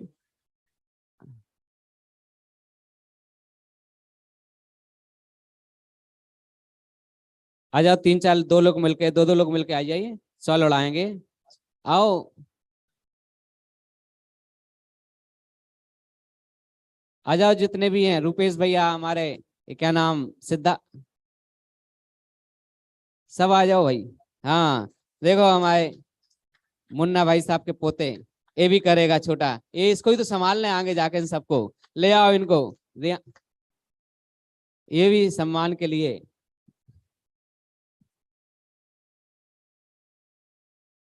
हाँ हाँ जी, हमारे आदरणीय अंकुर जी को लिए अगला सवाल उड़ा दिया अंकुर जी को। अच्छा, जिनवाणी, माँ जी ने वाणी तेरो नाम, सारे जग में धन है, तेरी उतारूं आरती माँ तेरो नाम धन्य है। माँ जी ने वाणी तेरो नाम, सारे जग में धन है।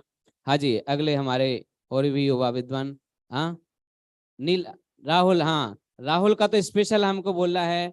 राहुल ने वास्तव में पूरे विधान में जो आपने यूट्यूब पर देखा, पूरा कंप्यूटर सारा इसने लाना, विद्वान को लाना छोड़ना, सारा काम इसने देखा। हम चाहते हैं ऐसे हमें 5-10 लड़के भी मिल गए तो इस मंदिर में, सच बता रहे, हमें किसी की अन्य की जरूरत बाहर से किसी की पड़ेगी ही नहीं। युवा शक्तियों का होना, एक के बढ़ने से मेरे को इतनी हिम्मत मिलती है कि चलो मेरे सारे काम हो जाएंगे। अगर ये सारे जितने खड़े हैं हमारे चिंटू भैया, अगर सारे, अगर जिस दिन विधान हो उसकी पूर्व संध्या में सारे लोग यहाँ खड़े होगा तो इस मंदिर का तो अपना भाग्य तो अपना है कि हमको इस जिन शासन की सेवा करने का थोड़ा भी अवसर मिल जाए तो समझ लेना धन्य है। बाकी तो ना जाने किस किस की सेवा करके लोग कहाँ चला जाएगा, निपट जाएगा। हमारा तो इसमें एक सच बता रहा है, कभी पोछे लगाने का भी अवसर मिल जाए तो लगा लेना चुपचाप, यही हमारा सौभाग्य है। नहीं तो यहाँ पे पोछा लगाने के लिए भी अवसर नहीं मिलते हैं। इसलिए फिर कहता हूँ, ये सारे हमारे प्रियंका वगैरह जितने भी हैं युवा, हम सबके नाम नहीं ले पाए तो ऐसा मत समझना, रुपेश भैया वगैरह सब लोग बैठे हैं, एक एक करके जितने भी हैं सारे के सारे लोग यहाँ पर ऐसे ही जुड़े हैं, इसी तरह से आगे बनता रहे। ये अपने पूज्य गुरुदेव श्री ने जो ओम बनाया था उसका प्रतीक स्वरूप में यहाँ पर पंडित जी साहब के लिए यहाँ पर भेंट करना चाहते हैं। आइए, और भी प्रियंका आ गए सब, चलो, है ना, हमारे देवेश जी भाई साहब आइए, दे दिया। हाँ जी, चलिए बैठ जाए पंडित जी लोग। हम एक जिम्मेवारी दोनों विद्वानों को देते हैं, मंडल आमंत्रण देवे, लेकिन क्योंकि ये 5 दिन में तो जैसा कि भगवान पंडित जी का मैंने देखा 5 दिन में भी होने वाला जब आमंत्रण करें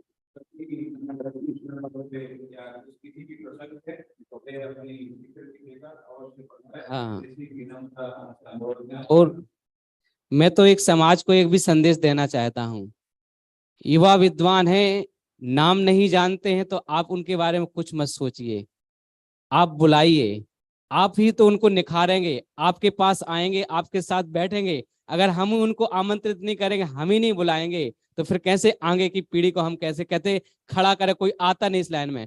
इसलिए आप नाम से भ्रमित नहीं हुई कि जिनके नाम अगर लोग अभी चलते हैं समाज में सिर्फ वो ही हैं।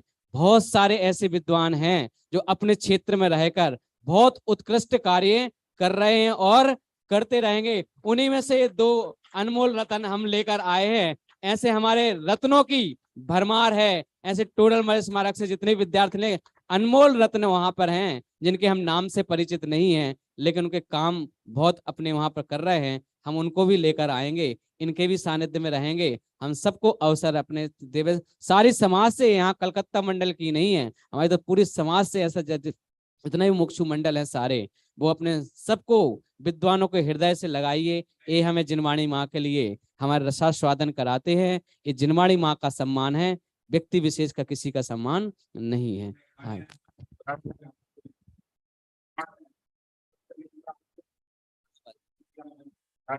हाँ, आइए, पांच विद्वान हैं हमारे, यही तो गौरव है, आप सभी हमारे गौरव हैं, है ना, जो हमें जिनवाणी माँ की बात सुनाते हैं। अपने तक सुबह तक दो चेयर देना,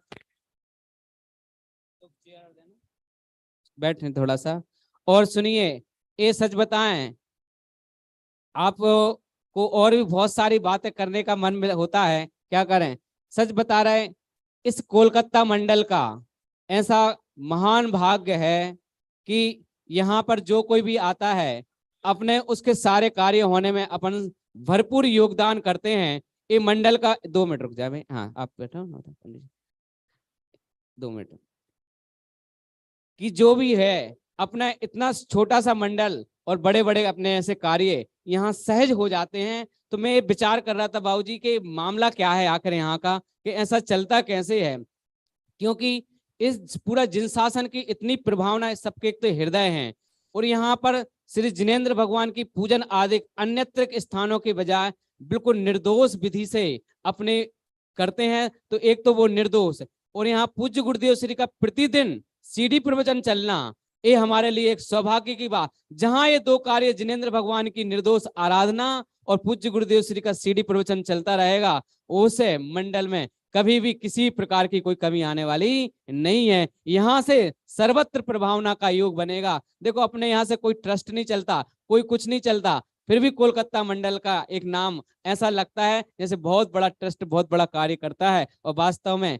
काम बहुत बड़ा करता है। इसी क्रम में और श्रीमती निर्मला जी महावीर जी पाटनी परिवार की ओर से 2.5 लाख रुपए की राशि इस स्वाध्याय भवन के लिए, खनिया दाना के लिए उनके परिवार की तरफ से भी इसी में दी गई है। तो इस प्रकार के सबके परिणाम अपने आप ऐसे पकते हैं कि सर्वत्र सब नशावर करने का परिणाम होता है। आइए हम इन सब विद्वानों का यहाँ से तिलक आदि से हम उसका अभिनंदन करेंगे। अभिनंदन तो हम करा ही लेंगे। अब जब आपने फ्री फंड में हमें मंच पे बुला ही लिया है, तो हमारा एक मंगल आमंत्रण भी आप सुन लो। ये बैनर थोड़ा खोल दो इसको। आगामी कई रविवारों की घोषणा भाई साहब ने विधानों की है, तो हम भी उसी क्रम में एक रविवार माने 18 फरवरी 2023 से 22 फरवरी 2023 तक बहुत ही, ये जो आपका वर्षगांठ का प्रोग्राम चल रहा है ना, ऐसा ही पंचमेरु जो अपने बाल ब्रह्मचारी पंडित अभिनंदन कुमार जी शास्त्री ने साकार रूप दिया है, ऐसे नंदीश्वर ऐसे नंदीश्वर दीप का वार्षिकोत्सव, और उसके अंतर्गत श्री पंचमेरु नंदीश्वर विधान का मंगल आमंत्रण आप सभी को हमें देना है, जिसमें हमें बाल ब्रह्मचारी पंडित सुमत प्रकाश जी का सानिध्य तो मिलना ही है, और उसके साथ साथ देश विदेश में ख्याति प्राप्त विद्वान पंडित संजीव कुमार जी गोधा जी का भी सानिध्य हमें मिलेगा। और जो भजनों का आप लोग अभी सुन रहे थे ना, वो जिन शासन बड़ा निराला, ऐसे उन संजीव जी के सुपुत्र संदेश जी का भी सानिध्य हमें उस कार्यक्रम में मिलने वाला है, जो हमारे विधानाचार्य हैं। और उसके साथ साथ हमारे मुख्य विधानाचार्य श्रीमान अजित कुमार जी शास्त्री और उनके सुपुत्र श्री दिव्यांश जी शास्त्री, ऐसे अनेकों विद्वानों का समागम हमें वहां मिलने वाला है। और हम सब अपनी टीम में तो हमारे सब विद्वान हैं ही, तो आप सब भी सभी लोग सपरिवार खनियाधाना अवश्य पधारें, ऐसा हमारा मंगल आमंत्रण आप सभी के लिए है। चाहे भी इसीलिए रहे हैं आप लोग पधारें कि आप लोग वहां हमारी गतिविधियां भी देखें और हमें सलाहें भी दें कि हम और कितना अच्छा काम, क्योंकि आपका अनुभव बहुत अच्छा है। हम लोग अभी नई उम्र के हैं, अनुभव आपसे मिलेगा, आप लोग हमें बताएं, आप जरूर पधारें, तो हम उस हिसाब से और अपने काम को अच्छा अंजाम देंगे। हाँ जी।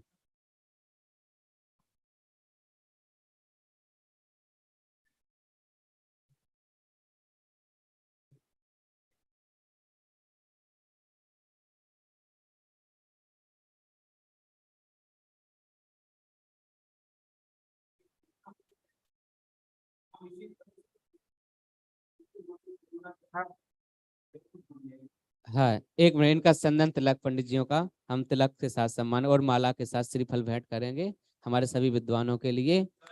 न आज घड़ी कैसी सुख कार है, धन्य धन्य आज घड़ी कैसी सुख कार है, जिन चरण भक्ति करके आनंद है अपा। आइए दिलीप जी भाई साहब करके पार है, हर दिल में चाहिए खुशियां अपार, हर दिल में चाहिए दर्शन के तू देखो जनता खुलाई है, दर्शन के तू देखो जनता खुलाई है, चारों ओर देख लो भीड़ बेशुमार है। आचार्य समंत्र भद्रदेव की और रत्नकंड श्रावकाचार्य महामंडल विधान की। हाँ जी, 2 मिनट, 1 मिनट।